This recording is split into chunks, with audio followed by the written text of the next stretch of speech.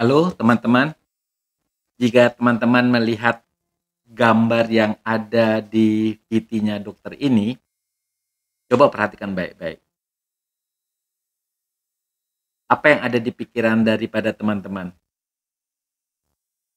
Jika teman-teman yang sekarang usianya di atas 45 tahun, mungkin akan mengerti apa ini arti gambar. Jadi gambar-gambar ini populer ketika di tahun 80-an. Jadi kita melihat ada gambar poster ya, poster-poster yang cukup populer di tahun 80-an ya. Pada waktu itu kan tidak zamannya WhatsApp ya. Tokoh-tokohnya yang kita ingat.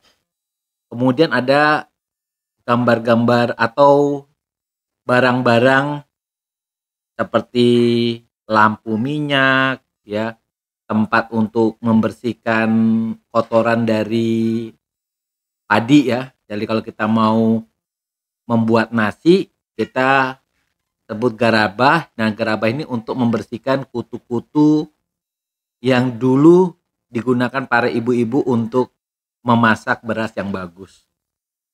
Kemudian ada televisi-televisi yang model-model lama. Jika teman-teman melihat gambar ini, barang-barang ini yang mungkin teman-teman terbayang di tahun 80-an. Oke, perhatikan baik-baik ya gambarnya. Kalau usianya di atas 45 pasti pernah melihat barang-barang ini. Teman-teman yang melihat barang-barang ini mungkin sekarang lagi menangis karena melihat seolah-olah ingat dengan seseorang yang Anda sayangi yang mungkin hari ini sudah tidak ada. Mungkin pacar Anda, suami Anda, teman Anda yang sekarang tidak ada. Atau Anda mungkin merasa sangat bahagia karena ketika melihat barang ini Anda ingat dengan kesuksesan Anda waktu SMA. Mungkin Anda juara pada waktu SMA. Anda jatuh cinta untuk pertama kali. Atau Anda mungkin pada waktu itu sedang bahagia honeymoon pada perkawinan Anda. Atau juga ada yang ingat itu barang itu mengingatkan saya dengan anak pertama saya.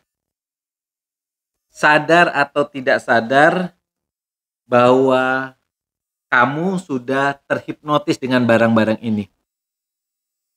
Baik itu dengan perasaan yang sedih ataupun bahagia, intinya barang-barang ini sudah berhasil menghipnotis daripada teman-teman sekalian.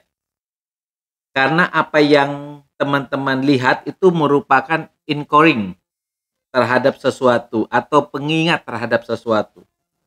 Perasaan yang muncul ketika melihat barang ini pun cukup beragam ya. Ada perasaan yang netral, ada perasaan bahagia, ada juga perasaan yang sedih sekali.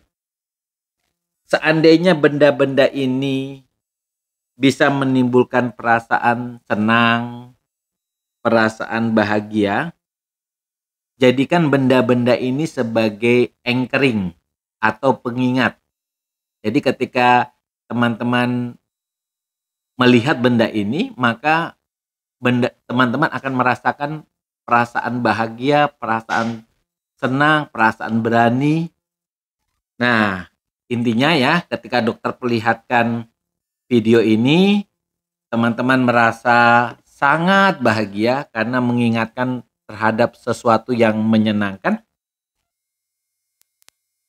Benda-benda ini bisa sebagai obat untuk membuat teman-teman keluar dari rasa cemas, rasa khawatir, depresi, ya. Nah, caranya bagaimana, dokter? Caranya adalah teman-teman koleksi saja benda-benda tahun 80-an.